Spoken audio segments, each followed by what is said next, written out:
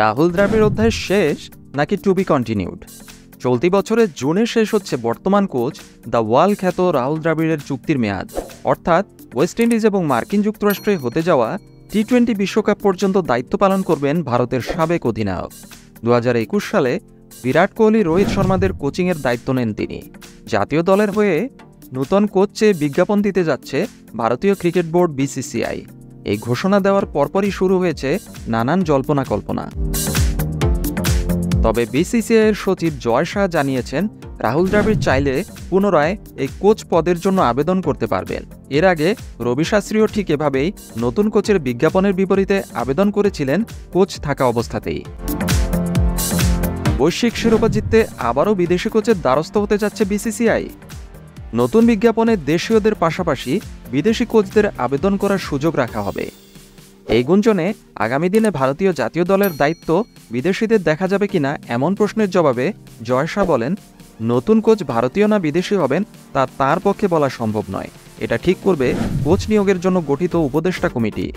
ভারতের গত কয়েক বছরের যে কজন দেশি কোচ কাজ করেছিলেন তাদের কেউই আইসিসির কোনো বৈশ্বিক শিরোপা এনে দিতে পারেননি।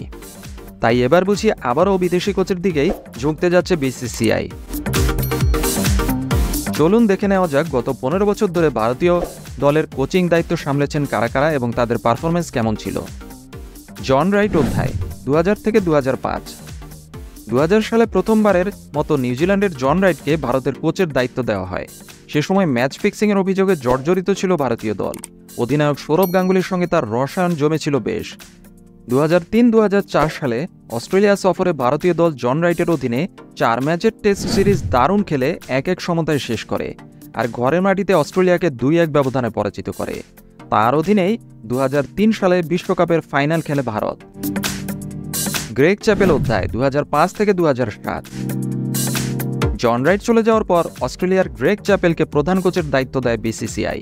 ভারতীয় ক্রিকেটের টালমাটাল যুগ শুরু হয় তার আমলে। সাংবাদিক হতে শুরু করে দলের সুপারস্টার ক্রিকেটার সৌরভ গাঙ্গুলি, টেন্ডুলকার সবার সাথেই তার ঝামেলা বাঁধে। ইন্ডিয়ায় তীব্র সমালোচনার শিকার হন গ্রেগ চ্যাপেল। বাংলাদেশের কাছে হেরে 2007 বিশ্বকাপের গ্রুপ পর্ব থেকে বিদায় নেয় ভারত।